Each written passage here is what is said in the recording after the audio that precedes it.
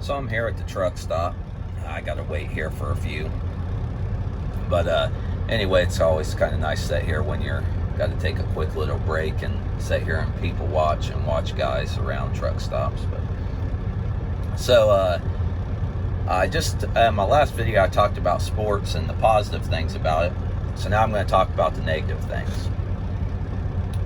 So you watch ESPN and all this stuff, and you hear about all these guys, and they play videos over and over again. Look at how that guy backhanded that ball. Look at that one-handed catch. Look at how he dove and caught that ball, and blah, blah, blah. And it's like, man, I get so sick and tired of hearing about that. And it's like, because, it's like I've already did all that stuff, and I'm not trying to sound conceited and cocky and arrogant stuff, because I'm really not, but it's just like, you get so sick and tired of hearing about a catch or something and it's stuff that you've already did. But yours isn't on ESPN, or it's not even on film. So it's like you have no way to prove it, but you got to sit here and hear about commentators all the time talking, about how great somebody is, and oh, look at that diving catch and everything. It's like, damn, I wish I had my whole life on film from the time I was in Little League all the way up to in high school, about the catches and football and baseball and things I did in basketball, and hitting long threes and all that stuff. I wish I had all my stuff on tape. LeBron James, Michael Jordan, you can go back and see clips of them guys forever, because they got everything on TV and everything taped. Even when they were younger and getting recruited, they got tapes. I didn't get any of that stuff. So it's like I said, I'm not trying to be cocky and arrogant, because there's all kinds of people in this world that's a better athlete than me. I mean, I'm not denying it. I never beat LeBron James, Michael Jordan, or any guy like that in a million years in basketball. So, but where I'm going to with this story is so when I was going up and playing basketball, and I got to talk to some older guys up there that would play with us. I shouldn't say older, they were in their 40s, but I was only 20 at the time, so they were half of my age. So to me, they were older. Like I said, not that 40's old, but when you're 20, it seems like it's old. So I was sitting down one game. We play up there where you play 2 games in set 1, and then if you got an even 15 guys, two teams would play, and then whoever won or lost, it didn't matter. Winners didn't stay. So you played 2 in set 1 regardless, and if the numbers were off, the team that was setting would shoot for 2 or 3 guys or whatever, and so on and so on. But so I was setting out, and this one guy always used to talk to me, and before he got to know me really good, he said, where'd you play college ball at? And I said, I never played college, any sports. I told him, I said I was going to go to Marshall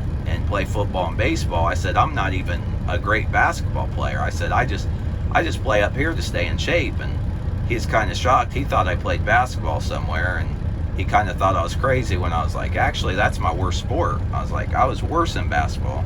I was better in baseball and football. So between my buddy and a couple of my buddies and him, he was like, well, why don't you go play ball? And I thought, D1 and D2, you got to go through the NCAA clearinghouse. I guess I could go to a JUCO college, or I guess I could go play D3 ball somewhere. So that was when I was 20.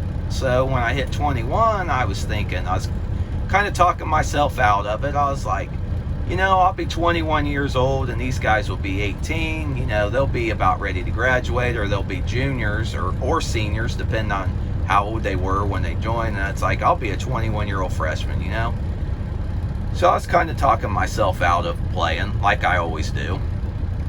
And so anyway, we got talking stuff. So I was like, you know what? I will go to this D3 basketball thing. And like I said, I was worse in basketball. So, but this college I was going to go to was, I probably only had 3,000 students. I mean,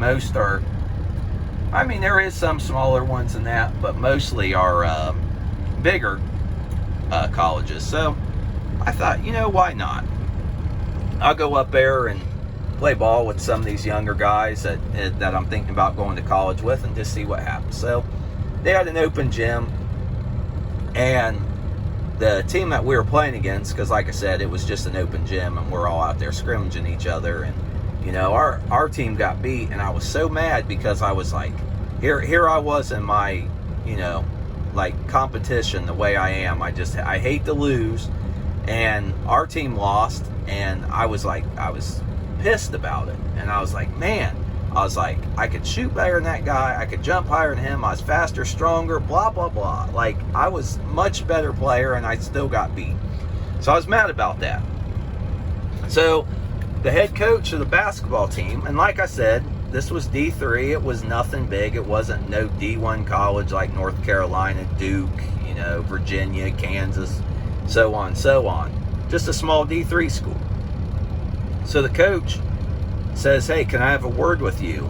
Come into my office. And I was like, all right, you know, and because they aren't really allowed to coach you because, you know, people don't know who's on the team yet, and it's still the off season, and people hasn't made the team, and so legally he's not allowed to really say anything or coach because you're not in the season yet. So I go see him afterwards in the office, and we got talking about some things, and he asked me, and because I told him, I was like, man, you know, because I was still kind of mad that I got beat when I knew I was bigger, stronger, faster, could jump higher and everything.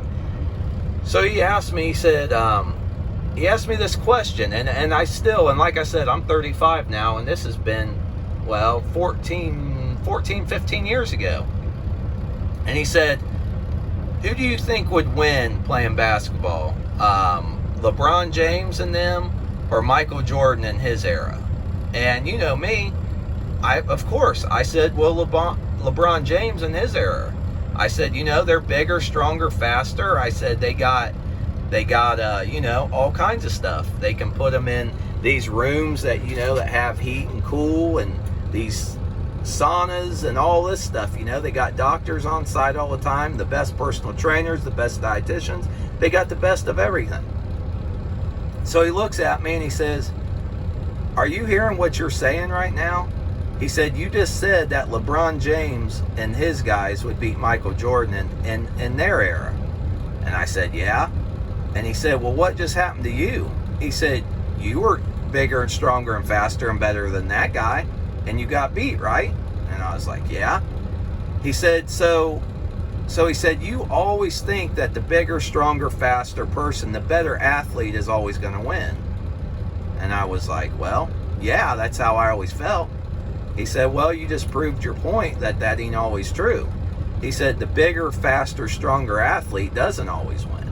And he said, and I'd also have to disagree with you. He said, I think Michael Jordan in their era would beat LeBron James and these guys because they were more physical, and he said, I think they would rough up them guys. And, you know, and this has stuck with me for 14 or 15 years.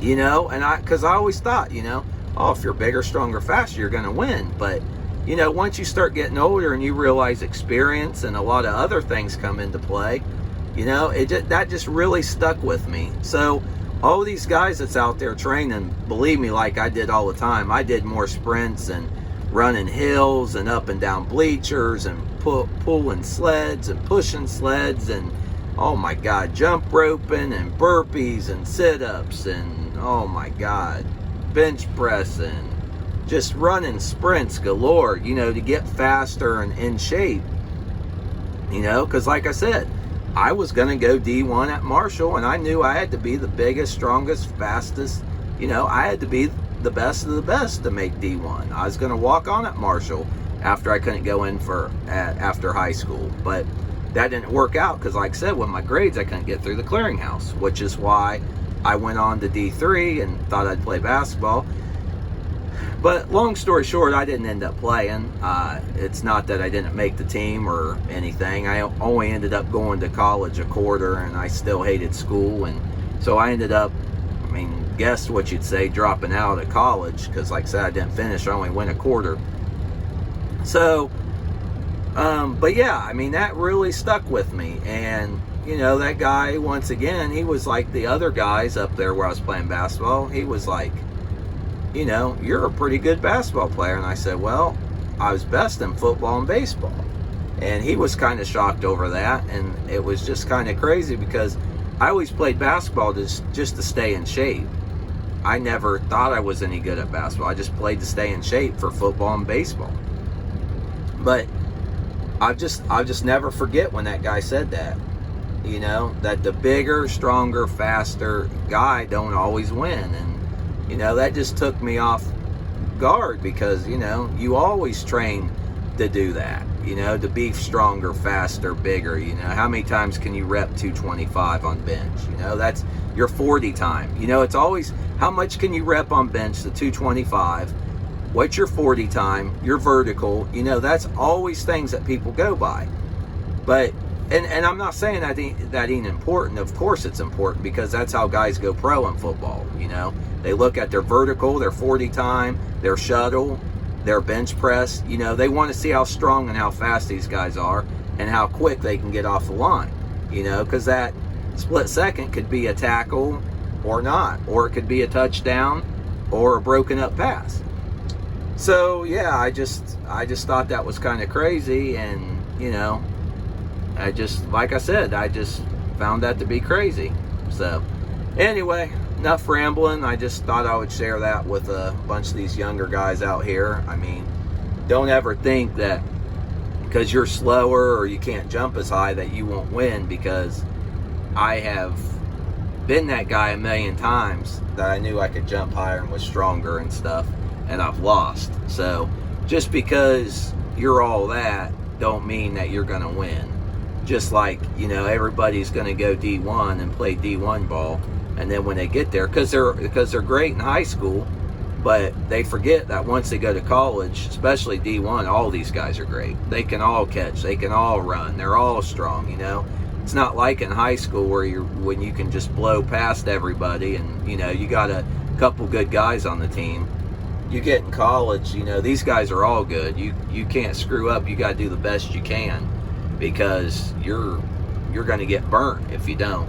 So anyway, my break's about over here, so I just wanted to touch on a couple of things, and because I see some of these younger kids nowadays, you know, they're training for speed and getting strong and all this, which is great. I mean, that's exactly what you want, but I'd hate for them to think, oh, well, I'm not fast enough or I'm not good enough to go try out or walk on or play, because, you know, that's, like I said, that ain't always the case. So anyway, like I said, I'm done rambling now, and I hope everybody has a wonderful day.